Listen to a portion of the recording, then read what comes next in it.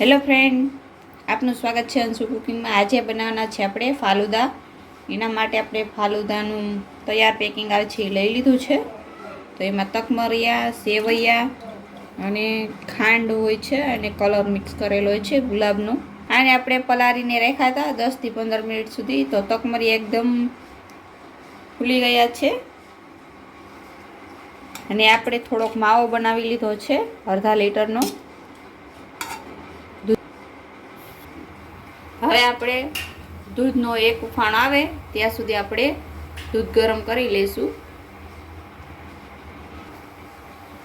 દૂધનો એક ઉફાણ આવી ગયો છે તો હવે આપણે આ મિશ્રણ આની અંદર આપણે નાખી દઈશું। આની અંદર મિશ્રણ અંદર આપણે 1 ગ્લાસ પાણી નાખીને પલાળીને રાખ્યું હતું।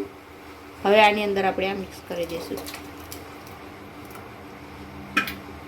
હવે આપણે સારી રીતે મિક્સ કરી લઈશું।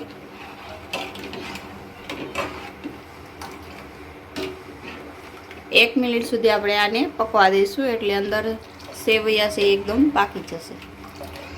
એની અંદર માવો નાખી દઈશું। સારી રીતે મિક્સ થઈ ગયું છે। હવે આપણે આને ફ્રીજ અંદર રાખી દઈશું। ફાલુદા બનીને તૈયાર છે।